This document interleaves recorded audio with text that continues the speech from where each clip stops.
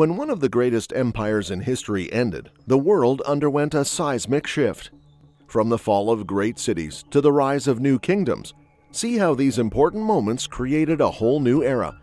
What can we learn from this exciting transition? That's quite a story to tell.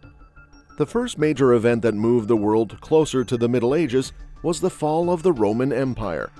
It had an incredible journey from its rise to its eventual fall. The Roman Empire started as a small city founded by twins Romulus and Remus in 753 BC. As the legend goes, these brothers were raised by a she-wolf before Romulus eventually killed Remus and named the city after himself. Rome's story is filled with such legendary tales that captivate our imagination. Initially, Rome was ruled by kings. However, in 509 BC, the Romans decided to form a republic where citizens could have a say in governance. Can you imagine the excitement and chaos? This republic expanded through wars and conquests, defeating powerful entities like Carthage in the Punic Wars. By 27 BC, after a series of internal conflicts and the assassination of Julius Caesar, Augustus Caesar took control and transformed Rome into an empire. But have you heard of the term Pax Romana? This was a period of relative peace and stability from 27 BC to 180 AD, where the empire saw significant growth and prosperity. Under emperors like Augustus, Rome expanded its territories from Britain to modern-day Syria. Think about the vastness of this empire. How did they manage to control such a large area? However, the peace didn't last forever. From 235 to 285 AD, Rome faced a period known as the Crisis of the 3rd Century. This was a time of civil wars, barbarian invasions, and political instability. This chaos brought the empire to the brink of collapse. The administration was overwhelmed, and the once strong central authority weakened. By 286 AD, the Roman Empire had grown too large to manage effectively. It was split into the Western Roman Empire, governed by Rome, and the Eastern Roman Empire, governed by Byzantium, later known as Constantinople. Do you think this division made the empire stronger or weaker? Historians have debated the causes of Rome's fall for centuries. Was it the invasions by indigenous tribes, internal decay, or something else? Throughout the 5th century, various tribes, such as the Goths and Vandals, invaded Roman territories.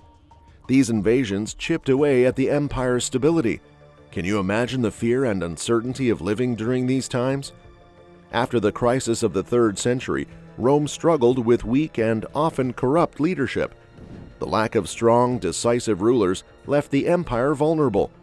How important do you think leadership is in maintaining a powerful state? The empire's economy suffered due to constant wars and overexpansion.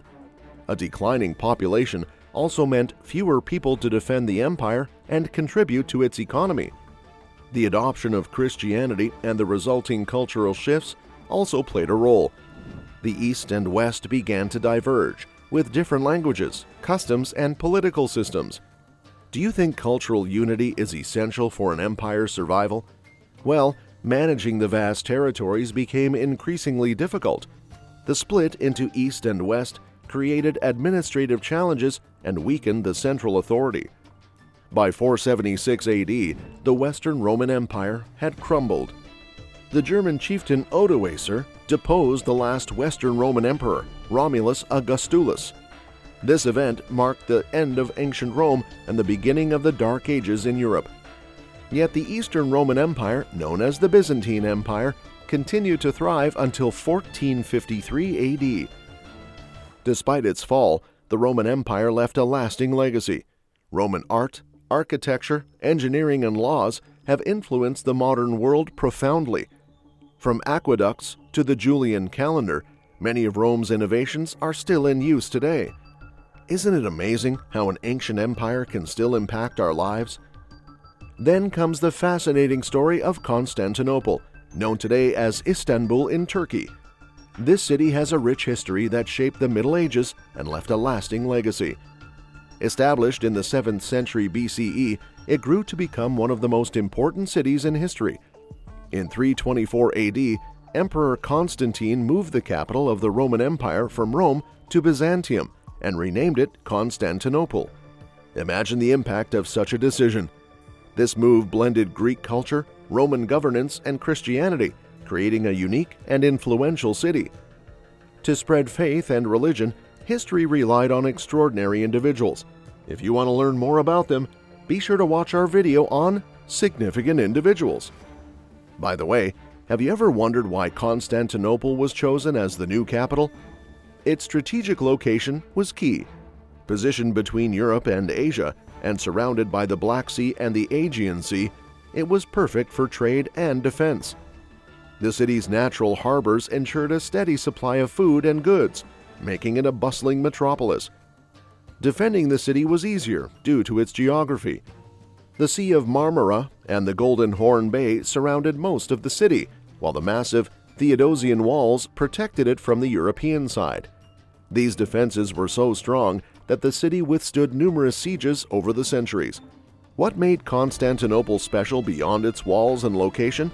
It wasn't just a city, it was the new Rome. The Byzantines, who lived there, called their empire Romania, and they saw themselves as the true successors of the Roman emperors. This connection to Rome gave their rulers immense power and a sense of divine right. Constantinople was not just the political center, it was also the heart of Orthodox Christianity. For the Byzantines, Constantinople was the eternal city, destined to last until the end of the world. On May 11, 330, Constantinople was consecrated as the first Christian capital. This was a big deal. The city's identity was tied to Christianity, and it was often compared to the New Jerusalem.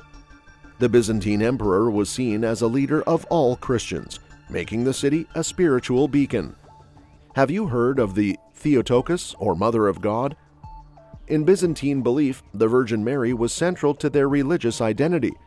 They saw her as the protector of Constantinople. Relics and icons of her were highly valued and believed to be powerful.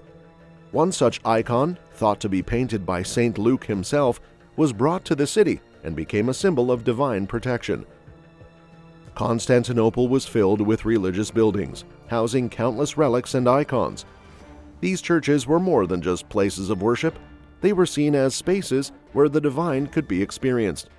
Processions carrying these holy objects through the streets added to the city's sacred atmosphere.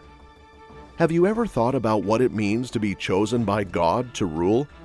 In Constantinople, the emperor was seen as the divinely appointed leader of all Christians. This belief in the emperor's divine right to rule was reflected in every aspect of the city's life, from art to ceremonies. What do you think happened when this mighty city fell in 1453? The fall of Constantinople to the Ottoman Empire was seen as a sign of the end times by many. For over 1,000 years, it had been a symbol of Christian power and resilience. Its capture marked the end of an era and the beginning of a new chapter in history. Europe slowly moved from the medieval period to the Renaissance, a time of profound cultural and intellectual awakening. It's not just about one moment or event, but a gradual transformation that reshaped the continent. Did you know there's no single date marking the end of the medieval era and the start of the Renaissance?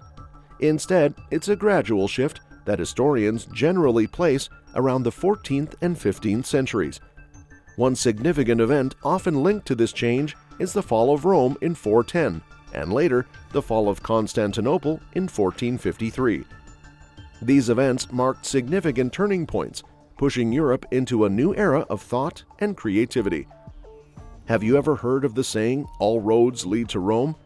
Well, during the Renaissance, Italy was the place to be. It all started in the 14th century in Italian city-states like Florence, Venice, and Rome. These cities became bustling centers of art, science, and humanism. Then, suddenly, Johannes Gutenberg invents the printing press around 1440. This was a game changer. Books became more accessible, and ideas spread like wildfire. What if you could meet some of the great minds of the Renaissance?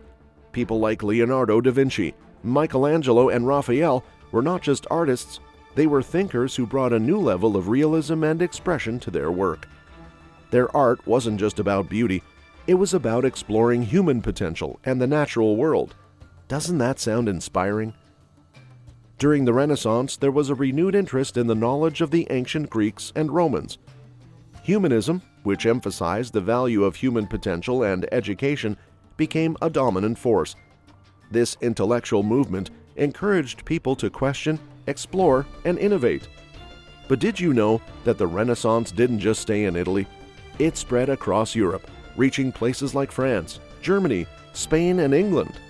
Each region embraced and adapted Renaissance ideas in its unique way. Can you imagine how exciting it must have been to see new styles of art and thought emerging all around you? It's fascinating to think about how the medieval world, with its focus on religion and feudal systems, gradually shifted towards the Renaissance's more secular and human-centered view. This wasn't an overnight change, but a gradual evolution. It laid the foundation for the modern world we know today. Isn't it amazing how a few centuries of change can shape the course of history? So next time you think about the Renaissance, remember it wasn't just a moment in time, but a powerful wave of transformation that continues to inspire us. And that's it for today. Thanks for joining us on this journey through major events and transitions to the Middle Ages. History is filled with fascinating stories that shape our world today. If you enjoyed this video, don't forget to check out our other video on significant individuals in history. Subscribe to our channel for more captivating insights into the past. Let's continue exploring together.